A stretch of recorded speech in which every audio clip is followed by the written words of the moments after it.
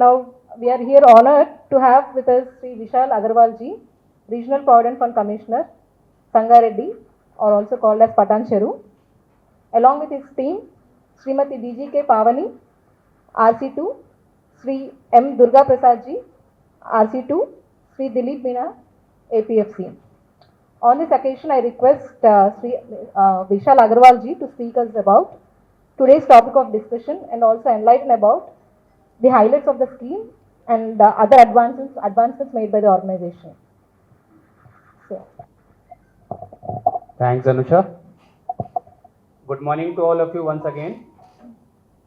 I formally welcome you once again to this event with a thanks to each one of you for coming, for taking this online session for the benefit of all the people, especially the new employers and the new employees who will be benefiting from the scheme. There will be a short presentation on the scheme after my initial address, but let me give you certain important highlights of the scheme. This scheme has been approved by the Union Cabinet recently and shall be formally launched on 1st August 2025, that is day after tomorrow. Not only it will be done in New Delhi, but all the EPF offices and other departments of Ministry of Labour and Employment, Government of India have been asked to launch in the best possible way so that there is sufficient awareness about the scheme amongst all the stakeholders, especially the new employees and the employers of all the sectors. The total outlay for this scheme is around 99,446 crores. That will be paid over a period of next 4 years. It intends to create around 3.5 crore jobs in the Indian economy. This scheme has two parts, Part A and Part B. Both the schemes are being administered through EPFO. It will be implemented through the field mechanism of EPFO spread across nooks and corners of the country. The registration period for the scheme is from 1st August 2025, that is from day after tomorrow, up to 31st July 2027, that is for the period of 2 years. There is a salary cap of rupees 1 lakh for both the part of the scheme, Part A as well as Part B. Part A of the scheme is for the first time employees. That means those employees who have started working for the first time from 1st August 2025 and registered with EPFO through UN. The total benefit that will be given to them is rupees 15,000.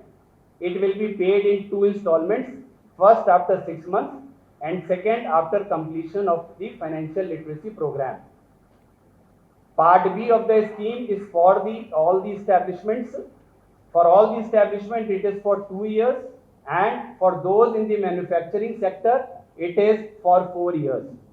So it gives special impetus to the employers of the establishments working in the manufacturing sector. The salary cap for both the schemes is rupees 1 lakh. That means those employees who are earning up to rupees 1 lakh are eligible for both Part A of the scheme for first time employees and Part B of the scheme for the employers, the establishments. In Part B of the scheme, the maximum benefit that can be given per month is rupees 3,000 per month to all the employees who have been enrolled after to all the employers who are due to take benefits after 1st August 2025. The threshold has been kept moderate for 2 different sectors. Those establishments which have up to 50 employees, they have to increase 2 employees after 1st August 2025, and those who are having more than 50 employees, they have to increase 5 employees after 1st August 2025. The retention period is minimum of 6 months. That means all those employees who have been taken on board and for which the benefit is to be taken, they must work with the establishment for minimum period of 6 months. This was about the schemes Part A and Part B of PM-Viksit Bharat Rozgar Yojana. The further highlights of the scheme will be presented during the course of the presentation after my initial address. Then the second purpose for which we all are here are to tell you about the recent technological advancements made by EPFO and other initiatives taken. There are many in that regard, but I will highlight totally a few of them. The main one is we have recently amended our EDLI scheme. EDLI scheme stands for Employees Deposit Linked Insurance Scheme, which is a one-time lump sum benefit given to the dependents of the beneficiaries who were members of the EDLI scheme. The minimum amount has been increased to rupees 50,000 irrespective of the length of service. Previous, there was certain gaps in this minimum. Now it has been made uniform of rupees 50,000. And second change that has been brought is that initially 12 months employment should have been continuous. Now gap of up to 2 months can be ignored and the EDLI benefits can be given to the beneficiaries of the deceased member. The next initiative that has been done is a very good technological advancement for the benefit of all live EPF members. Previously, the auto claims were settled within the limit of rupees 1,000 for advances to be taken by the members. This limit of auto settlement for advance claims has recently been increased to rupees 5 lakhs now. So all those advance claims, that means for any purpose like house building, like education, like marriage, like illness, if the amount is up to 5 lakhs, it will be auto settled without any requirement of any manual intervention by the field officers of EPFO.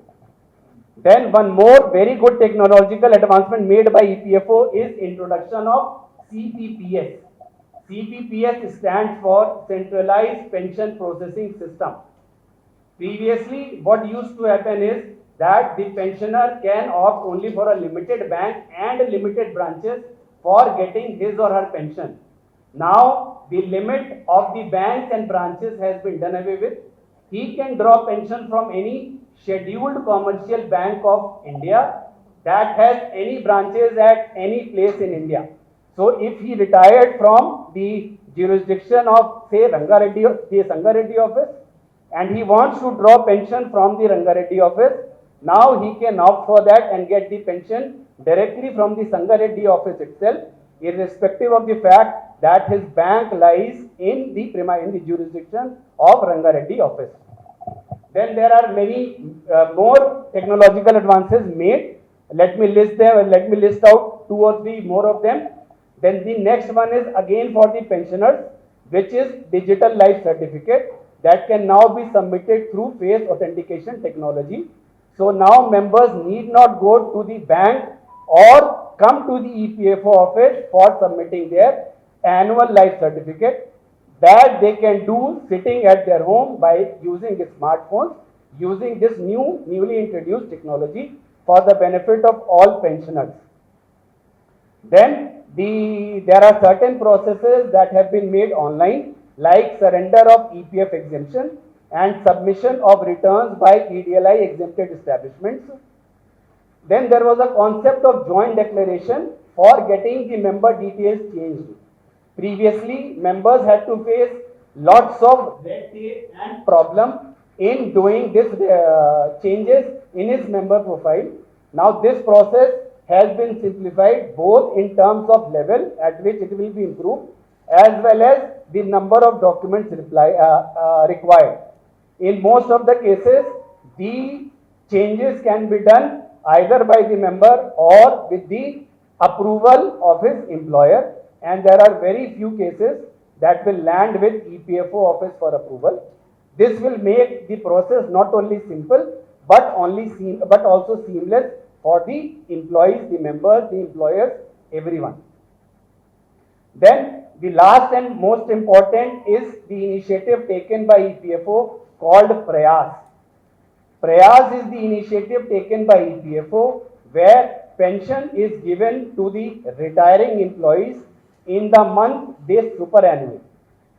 That means it has been made similar to the government pension. There is a system in government where the pension is given from the very next month to the retiring employees. Same thing has been introduced in EPFO for giving monthly pension to employees, to the retiring employees from the month of their superannuation.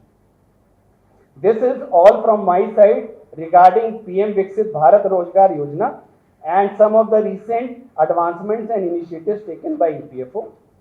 I once again thank you all for taking time for coming here and listening to us about the two important work areas that EPFO is looking after. Thanks to one and all. Now I will request my colleague Anusha to take the things forward from here. Thanks to all of you.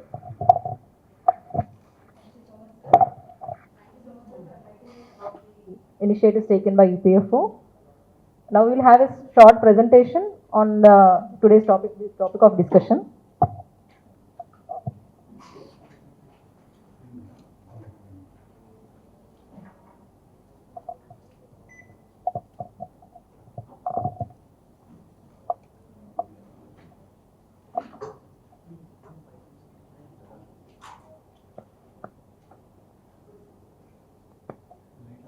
Today's presentation will be dealing with two topics. One is the recently announced approved PM Viksit Bharat Rozgar Yojana. Previously it was also called as employment linked incentive scheme. The vision of this scheme goes with empowering jobs, formalizing futures and fueling growth. As we all know that in India around 90%, more than 90% of workforce is dominated by informal sectors. So one of our major objectives of this scheme is to formalize the workforce. And let's have a glance of the PMVBRY scheme. The total outlay of the scheme is around 10,000 crore, and which is focused on both manufacturing and non-manufacturing sectors. And the benefits for the manufacturing sector will be spanned for around 4 years, and for other sectors it will be for 2 years. And we are expecting a job creation of around 3.5 crore because of this scheme. And the scheme will be implemented through EPFO machinery across the country. And as sir already mentioned, the scheme has two parts. Part A will be focused on first-time employees, and Part B will be focused on employers. So the scheme does not only cater to one stakeholder, but is trying to cater to different multiple stakeholders. And the scheme will be formally launched on 1st August 2025, post which our registrations will be starting. The registrations will be till 31st July 2027. So registration will be spanning for 2 years completely. And let us have a look at the objectives of the scheme. Our main objective is to create an additional employment in formal sector, and that to sustain the employment that is created. That is the reason why we are having a mandatory of 6 months retention period in the scheme features. And this is not just linked to one certain sector, but is focused on both manufacturing and non-manufacturing sector, thereby completely covering the whole spectrum of employment generation. However, we are having an extra focus on manufacturing sector, as we already know that manufacturing sector will be encompassing a lot of informal sectors. And we are also expecting that it will increase the social security coverage of workforce. We all know that EPFO main aim is to increase the social security benefit, so that the people who are enrolled under EPFO will be having a mandatory social security coverage when in times of need. Example, when they have some sort of health issues or post-retirement, or when they have certain emergencies like marriage, higher education, etc. And apart from that, we also have a financial literacy component in this as part of the scheme, which will enable the employees and also employers to cultivate a habit of savings. Now we will be focusing on the benefits of the scheme to employees. We will be having a financial support from government for the first timers, which will be a limited incentive to the employees, first time employees. And we expect that more youth will be inculcated into formal workforce because of the scheme. And financial literacy skills. For example, most of the workforce in India doesn't have a proper saving scheme, or they do not know where to invest and what to invest. Hence, as we already mentioned, there will be a retention period of 6 months. Post with the second component of the benefit to the employee will be deposited in a savings fund. And the sustained employment, what is the benefit of sustained employment is many of the workforce just work for 1 or 2 months and then they quit the job, where they will not be gaining any sort of skill development. Because of the skill development, whenever they quit a job and they migrate to another job, they have a skill development and they can carry forward the skills that were gained in the first employment to the second employment. And when we come to the benefits of the industry, the offset cost of additional job creation will be taken care to a limited extent by the organization or the government, and the enhanced workforce productivity also, because when people quit the jobs immediately with less number of months experience, the productivity of the organization will also be falling apart. And we incentivize coverage of social security net. We have two parts in the scheme. First part is for the first timers, that is the employees, and the eligibility is that first timers with monthly gross salary of less than or equal to 1 lakh rupees. Here a point to be noted is that it is a gross salary, so all the emoluments that will be paid to the employee on the basis of the contract will be included here. And this is not for employers. The part A incentive is only for the employees, and it is applicable to first time employees of both unexempted and also exempted establishments. And the incentive structure, it will be 1 month wage up to a 15,000 ceiling, and it will be for 2 installments. The first installment will be paid after a detention period of 6 months of filing the ECR. ECR is electronic challan cum return. And the second installment will be payable after 12 months of ECR filing plus completion of mandatory financial literacy course. So this financial literacy course is a mandate, and the second installment will be paid only after the completion of the financial literacy course, thereby creating a savings atmosphere in the economy. And it promotes the habit of saving. Second installment will be retained in a savings instrument or deposit account and will be available for withdrawal after a fixed period of time. And this is a one-time incentive for the employees. So first 6 months, after the first 6 months, the benefit will be given to the employee, and then after the 12 months, it will not be directly given to the employee, but will be deposited in a savings instrument or deposit. The registration period will start immediately after the launch on August 1st, 2025 for a period of 2 years, and the payment will be done directly to the bank account of the employee, so there will not be any spillovers or leakages. Why do we have part A? It will facilitate the hiring of first time employees. Most of the organizations or the establishments across will be trying to get the employment from the already experienced candidates, because they will be having to incur the training costs and all those things. However, this part A will incentivize both the employee and employees, and also indirectly incentivize the employers also from part B to take or hire the first time employees. Unemployment for first timers in India is over 9% throughout, although the overall unemployment is 2.5, that's a 3.2%. Hence we can see a skewed discrimination here between first timers and the experienced ones. Employers hesitant to take first timers because of lack of basic skills, low productivity, which are termed as unemployable, and high attrition, which hinders skill formation and no productivity gains for the employers. When any new hire is taken into an organization, the employer has to incur a cost of training, which will hinder the employer to take the first time employees. What we are aiming to, because of this incentive, is partially offset the initial cost of taking up the job, that is search cost, transportation, housing, etc. And we also try to inculcate a behavioral change to push the employees to stay for at least 6 months, thereby enabling them for the skill development and also accommodating with the system in place. Now, when we are focusing on the part B of the scheme, part B is aimed at employers' incentive. It will incentivize employers for additional job creation, because we already know that employers will be responding to incentives given by the organization.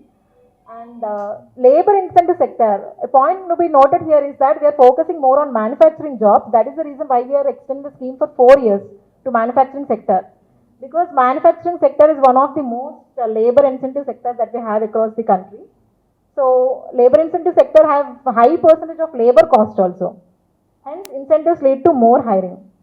So schemes work on the margins, reduced marginal cost leading to additional employment, automation versus labor, especially in this age of artificial intelligence. This is very much needed. The same way, we are also trying to create a behavioral change among employers also, similar to employees. It pushes the employers to sustain job for at least 6 months, leading to skill formation for employees and higher productivity for the employer.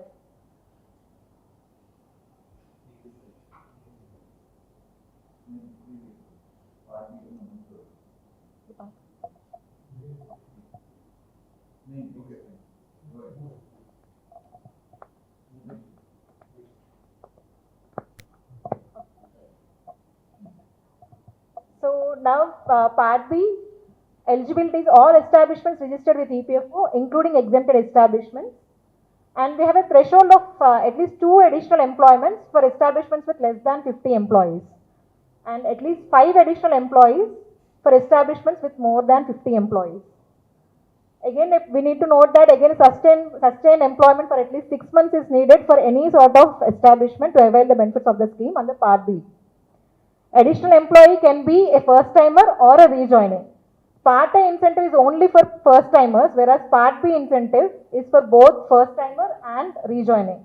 Hence, any establishment which is having a rejoining also, for the purposes of Part B, we will be taking that enrollment. Incentive structure is based on the monthly wage slabs as per additional employee with a gross wage of up to 1 lakh per month. And the seal incentive will be 10% of the wage, subject to a maximum of 3,000 rupees per month. Incentive duration is for 2 years for all sectors, non-manufacturing sectors, and 4 years for manufacturing sectors. The payment mode, it will be directly to the bank account of the establishment, and the direct the benefit transfer will be to the PAN link account. Now let us look at the common features of this scheme. All new employees whose gross wages exceed 1 lakh will be counted for the purpose of deciding the additionally and eligibility of the employer, but no benefit will be provided in respect of them. That is only for the purpose of Part B, number calculation for number of employees included. We will be taking this till 1 lakh rupees, but no benefit will be counted for more than a gross wage exceeding 1 lakh rupees. First timer is the one who joins the establishment after August 1st, 2025, and their contribution is received for the first time in EPFO or any exempted trust. Compliance requirements. Employer has to submit his GST, PAN linked bank accounts for availing this benefit of the scheme, whereas employee must be having an UAN authentication with face authentication technology and Aadhaar linked bank account using Umang app. Now let us go through the second session of this PPT, which will focus on recent technological advancement and other initiatives taken by EPFO. First, we have joint declaration process. We have simplified it from January 2025.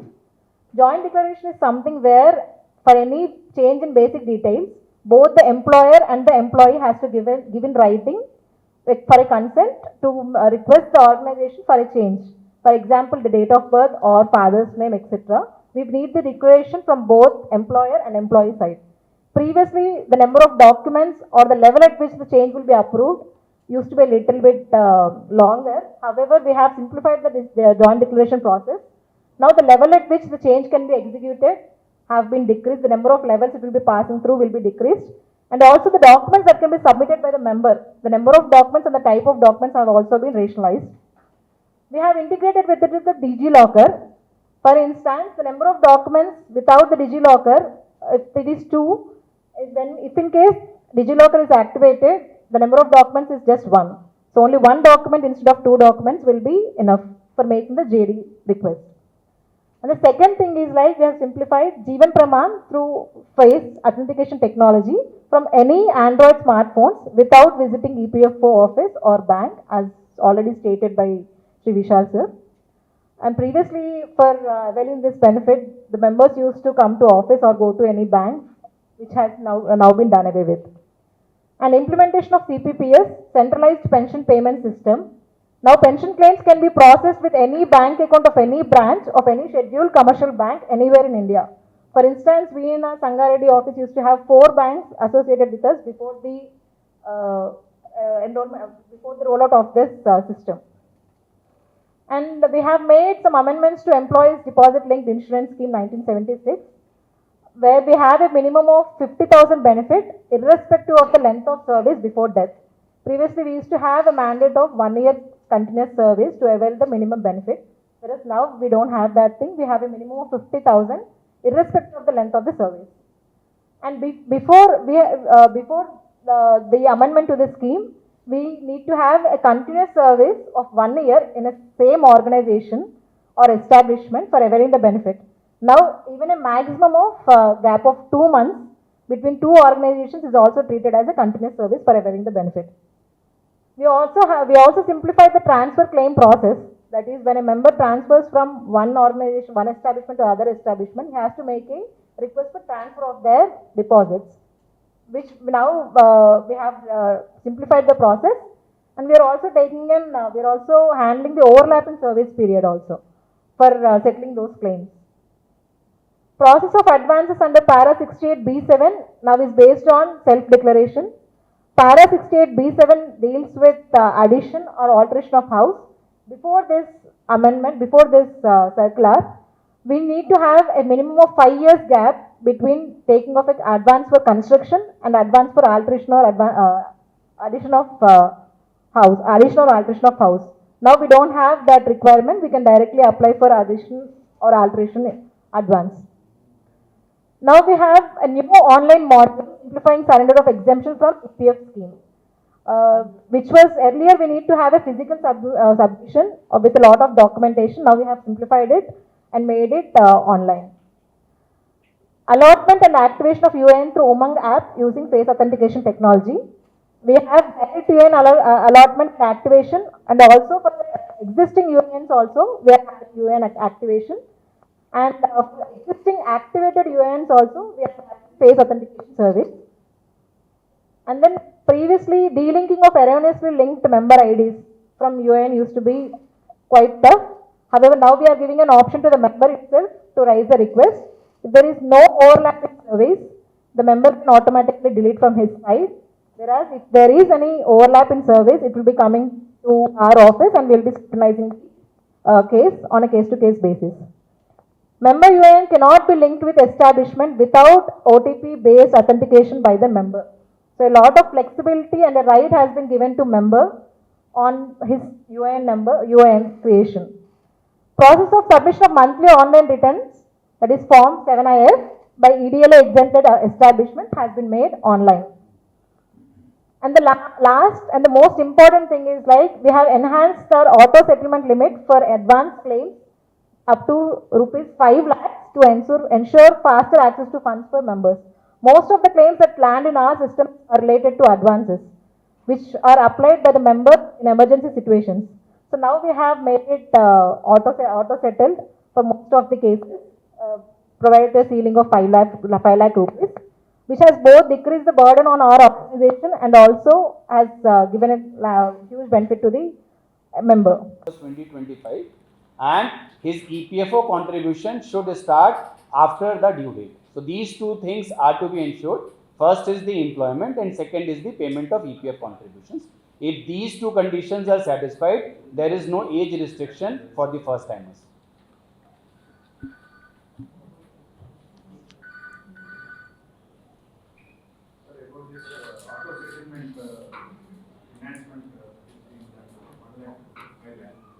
Do we have the numbers, like how many are available? Because from COVID, do we have a numbers of statewide how many are available? We don't have the numbers in terms of absolute thing, but roughly around 60 to 70% of our claims, or even more than that, are advance claims. So the previous limit was 1 lakh, now it has been increased to 5 lakhs. So I think the claim will settle very fast and people will get the benefits faster. Thank you very much. Although this is not the end of the session, like since we are going to have another individual 3 minutes kind of thing, Let me present my vote of thanks. On behalf of Employees Provident Fund Organization, Regional Office Sangareddy, I take this opportunity to sincerely thank all the dignitaries, Regional Field Commissioner One, Shri Vishwakarma, esteemed members of the media, and stakeholders who participated in today's media interaction held as part of the awareness campaign on Pradhan Mantri Rozgar Yojana in PMVBRY. This campaign is a crucial step towards realizing our collective vision of Viksit Bharat, a developed India where inclusive growth and job creation are at the forefront. The PMVBRY aims to incentivize employment generation by extending EPFO benefits to newly created jobs, thereby supporting both employers and workers in the formal economy. We are deeply grateful to the media representatives for your active participation, insightful questions, and your continued role in spreading awareness about such government initiatives. Your support ensures that vital information reaches every corner of society, especially the youth and small enterprises that can benefit the most from this scheme. Our sincere thanks also goes to the officers, field staff, and speakers from EPFO who have worked tirelessly to organize this outreach effort and communicate the objectives of the scheme with with such clarity and passion. A special word of appreciation to our logistics and IT teams who ensured the smooth conduct of today's interaction.